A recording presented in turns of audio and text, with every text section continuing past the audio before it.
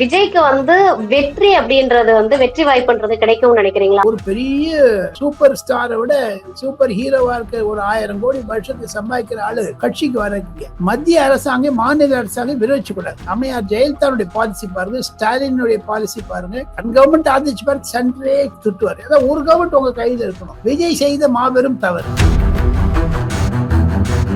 திமுக வேறு எதிர் இல்லையா, பாஜக ரெண்டு மணிங்கன்னா ஆக மொத்தம் திராவிட முன்னேற்ற கழகத்தை எதிர்த்த அவசியம் என்ன? ரெண்டு பேரும் ஏடிஎம்கே டிஎம்கே ரெண்டு பேரும் ஸ்ட்ராங்கஸ்ட் பார்ட்டி இன் தமிழ்நாடு. இவர் ஆரம்பிச்ச உடனே அவருக்கு தடங்கல் போடணும்னு தான் தடங்கல் போட்டாங்க. விஜய் ரஜினிகாந்தோ கமல்ஹாசனோ இல்லையா ஸ்டாலின் காலில் விழுந்துட்டு அப்படியே தொப்புரு கீழே விழுறதுக்கு. ரஜினிகாந்த் செய்தது தவறு, கமல்ஹாசன் செய்தது மாபெரும் துரோகம். மம்தா பானர்ஜி சொல்லுவதும் விஜய் அவர்கள் சொல்லுவதும் ஒண்ணு ஏறத்தாழ ஒன்னா இருக்கு பாருங்க. விஜய் சொல்றாரு, தமிழ்நாட்டினுடைய உண்மையான காங்கிரஸ் என்னோட இருக்குது, டூப்ளிகேட் காங்கிரஸ் ஸ்டாலினோட யாரு செல்வ பெருந்தகை தான் குறிப்பிடுறாரு. அவரு அல்ஜிபிரால ஒரு விதம் இருக்குது, தியரம் இருக்குது, ஒரு பார்வை இருக்குது. அதே மாதிரி எடப்பாடி பழனிசாமியும் விஜயும் ஒன்றாகி இருந்தார்களே ஆனால் திமுக ஊதி விட்டுருப்பாங்க ரெண்டு பேரும் சேர்ந்து.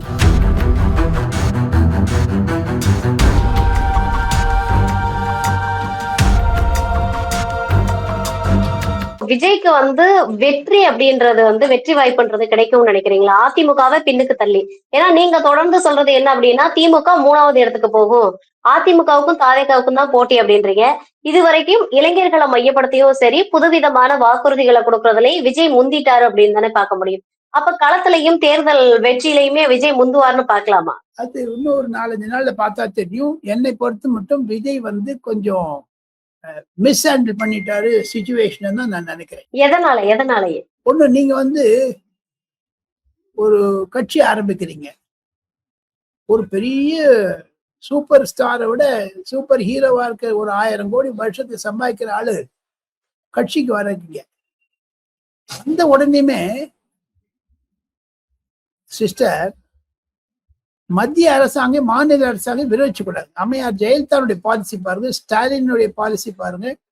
கவர்மெண்ட் ஆதரிச்சு பாருங்க, சென்ட்ரே துட்டுவார். ஏதாவது ஒரு கவர்மெண்ட் உங்க கையில இருக்கணும். நீங்க ரெண்டு படகுல டிராவல் பண்ண முடியாது.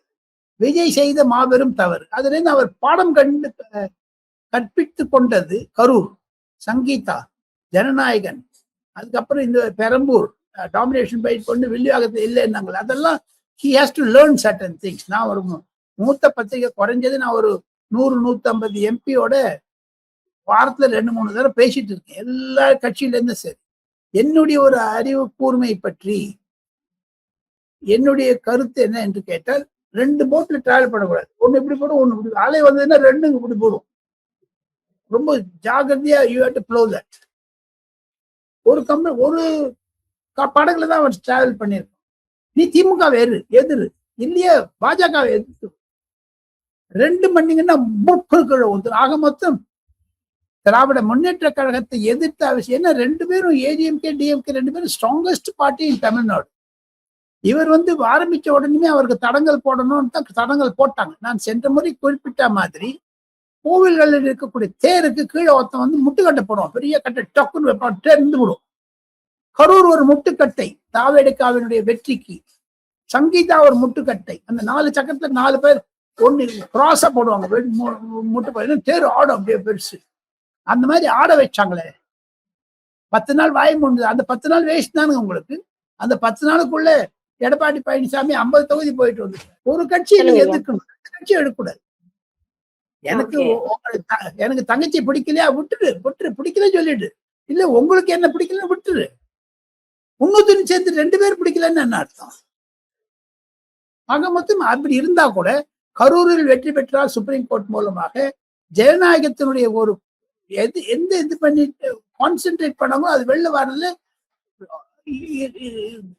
இல்லிசிட் லெவல், அதாவது வரக்கூடிய சமயத்துல இருந்து வந்திருக்கு. சங்கீதாவிற்கு நானே பாத்துக்கிறேன், கான்பிடென்டா இருங்க அவர் தைரியத்தோட சொல்றாரு. விஜய் ரஜினிகாந்தோ கமல்ஹாசனோ இல்லையா ஸ்டாலின் காலில் விழுந்துட்டு அப்படியே தொப்புரு கீழே விழுறதுக்கு. ரஜினிகாந்த் செய்தது தவறு, நம்ம கமல்ஹாசன் செய்தது மாபெரும் துரோகம்.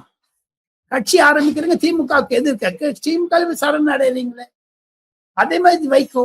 இதுதான் கண்ட்ரடிக்ஷனா ஜனங்க பாக்குறாங்கம்மா.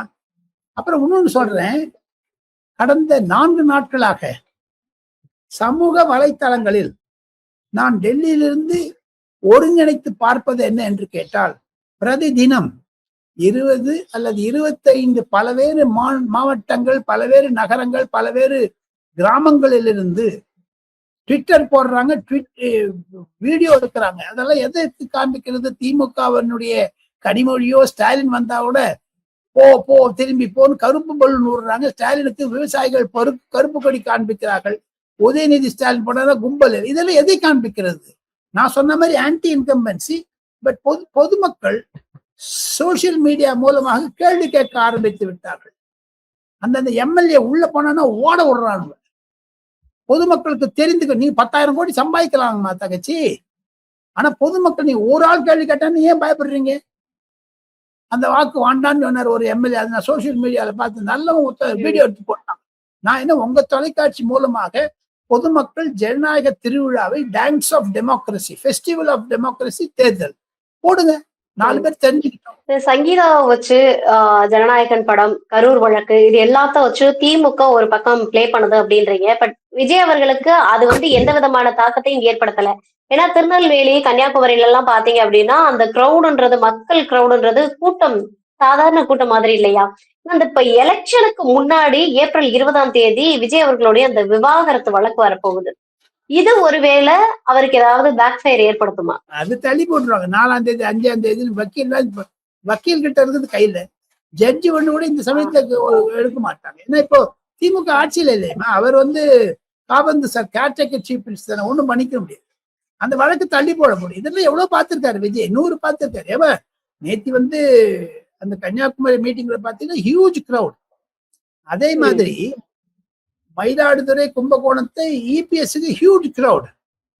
இது ரெண்டுத்தையும் ஒண்ணு வச்சு பாருங்க. நான் சொன்ன 5-6 பாயிண்ட் ஒண்ணு வச்சு பாத்தீங்கன்னா தமிழ்நாட்டில் கண்டிப்பாக திமுக அரசு தோல்வி அடைகிறது என்பதை வாக்குறுதி, அதாவது 100% சொல்லலாம். இது ராகுல் காந்தி அவர்கள் வந்து ஓப்பனா சொல்லல, நான் வந்து தாவேக்காவுக்கு ஆதரவு தெரிவிக்கிறேன், திமுக எதிர்க்கிறேன்னு. ஆனா மம்தா பானர்ஜி அவர்கள் வந்து இந்தியா கூட்டணியில தான் இருக்காங்க. ஆனா அவங்க வந்து ஸ்ட்ரெயிட்டா தாவேக்காவுக்கு நான் ஆதரவு கொடுக்குறேன், திமுகவுக்கு என்னுடைய ஆதரவு வாபஸ் அப்படின்ற மனநிலைக்கு வந்திருக்காங்கல்ல. இதை எப்படி பாக்குறீங்க? ஏன்னா இத்தனை காலம் திமுக பாஜக உறவுன்னு மம்தா பானர்ஜி அதை நீங்க சொல்லலையே. ஆக மொத்தம் மம்தா பானர்ஜி சொல்லுவதும் விஜய் அவர்கள் சொல்லுவதும் ஒண்ணு ஏறத்தாழ ஒண்ணா இருக்கு பாருங்க. விஜய் சொல்றாரு, தமிழ்நாட்டினுடைய உண்மையான காங்கிரஸ் என்னோட இருக்குது, டூப்ளிகேட் காங்கிரஸ் ஸ்டாலினோட, யாரு செல்வ பெருந்தகை தானே குறிப்பிடுறாரு அவரு, உண்மையான காங்கிரஸ் ராகுல் காந்தி தானே குறிப்பிடுறாரு. சோ மம்தா பானர்ஜி சொன்னதும் விஜய் சொன்னதும் ஒண்ணுமையா இருக்கு பாருங்க, ஒத்துமையா இருக்கு பாருங்க. அவங்க வந்து மம்தா பானர்ஜி வந்து ஸ்டேட்மெண்ட் தட் ஹஸ் ராட்டில்ட் டிஎம்கே, அதை சொல்றது கேளுங்க. அதே மாதிரி ஏடிஎம்கே, அதே மாதிரி தமிழ் வெற்றி கழகம். அதுக்காக தான் தமிழ் வெற்றி கழகத்தை 6 போட்டாரு ஒண்ணு. யாரு? விஜய். உண்மையான காங்கிரஸ் எங்கிட்ட இருக்குன்னு சொல்லிட்டாரு. இப்போ விஜய் அவர்களுடைய பார்வையா இருக்கட்டும், இல்ல மம்தா பானர்ஜி அவர்களுடைய பார்வையா இருக்கட்டும், நிறைய பேர் என்ன சொல்றாங்கன்னா, திமுக பாஜக வந்து மறைமுகமா கூட்டணி வச்சிருக்கு அப்படின்றாங்க. அதிமுக கூட தான் பாஜக கூட்டணி வச்சிருக்குன்னு எல்லாருக்குமே தெரியும். திமுக கூட மறைமுகமா பாஜக கூட்டணி வச்சிருக்கான்றது பெரிய கேள்வியா மாறி இருக்கே. இப்போ அந்த மாதிரி பாஜக வளரலேன்னு சொல்றாங்க. திமுக பாஜக வந்து ஒரு நோட்டா கட்சிங்கிறாங்க, நரேந்திர மோடி திட்டுறாங்க. ஆனால் ஒரு சந்தர்ப்பவாத அரசியலும் விஜய் சொல்ற மாதிரி, அம்மையார் ஜெயலலிதா சொல்ற மாதிரி தீய சக்தியான திமுகவும் இது மாதிரியான ஒரு டேப்லிங் இன் பாலிடிக்ஸ் பண்றதுனால கண்டிப்பாக விஜய் சொல்லுவது உண்மை என்று தான் நான் நினைக்கிறேன்.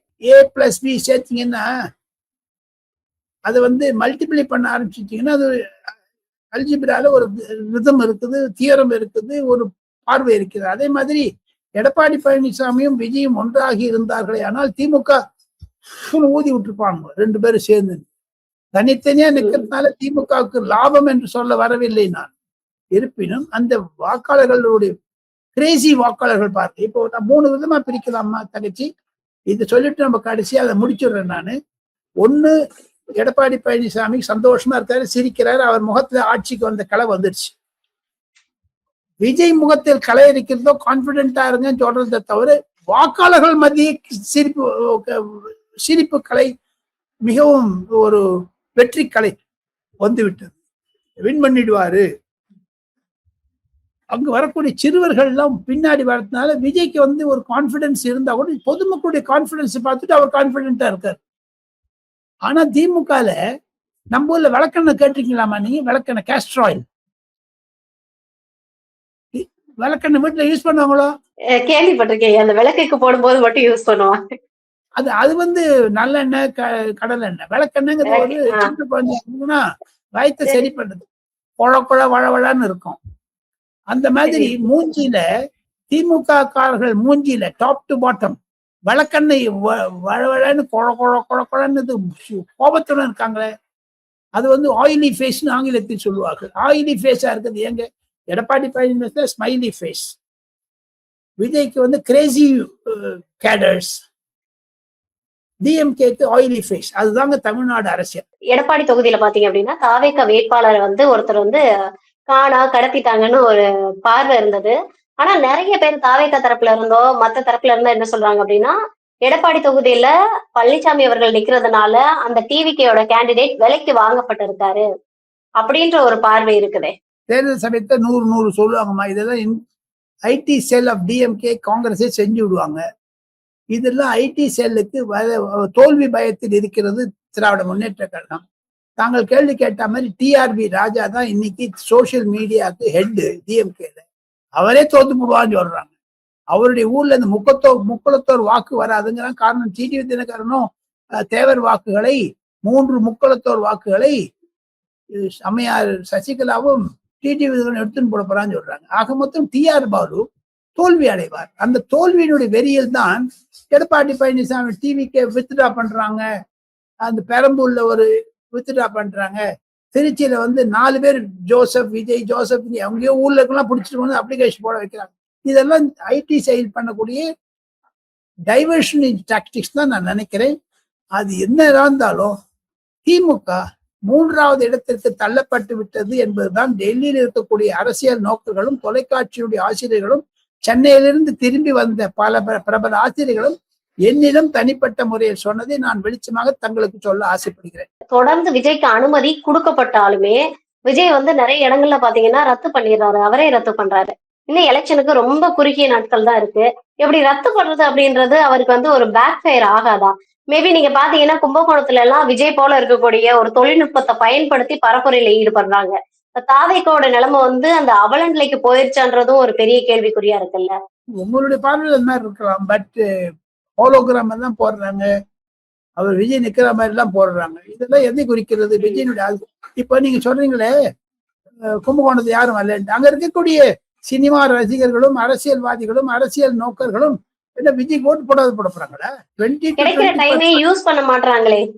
ஜனங்களை வந்து ஓட்டுக்கு சேர்க்கிறதுக்கு தனி விதம், பிரசாரத்துக்கு போறதுக்கு தனி விதம், ஊழியர்களிடையும் கேடர்களிடையும் இருக்கக்கூடிய உற்சாகம் தனி விதம் என்று தான் நான் 3 வகையாக நான் தேர்தலை பிரிக்க முடியும். ரசிகர்கள் கூட்டம் இவர்கிட்ட இருக்குது. போனாலும் சரி போட்டாலும் சரி.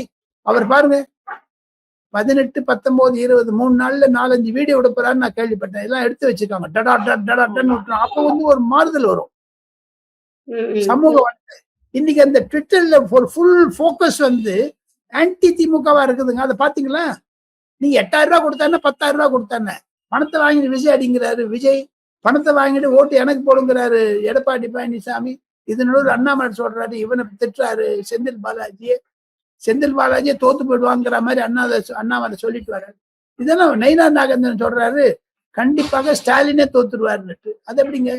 அது மாதிரி அங்க எஸ்ஐஆர்ல இருந்து ஒரு 40,000 வாக்குகளை எடுத்திருக்கிறார்கள். அங்க மொத்தம் திமுக ஒரு எதிர்நிலை பிரச்சாரம் செய்தால் நெகட்டிவ் ப்ராபகண்டா பண்ணீங்கன்னா, நெகட்டிவ் கேம்பெயின் பண்ணீங்கன்னா, as you show social you ரீப். நீ எப்படி விதை வரைக்கிறீங்களோ அதே மாதிரிதான் பயிரும் முளையும். திமுக தோல்வி அடைவது உண்மை என்று சொல்லி நான் அடுத்த வீடியோவில் பிரபலமாக பேசி தங்களுடைய நேயர்களிடம் விடைபெறுகிறேன். நன்றி, நமஸ்தே.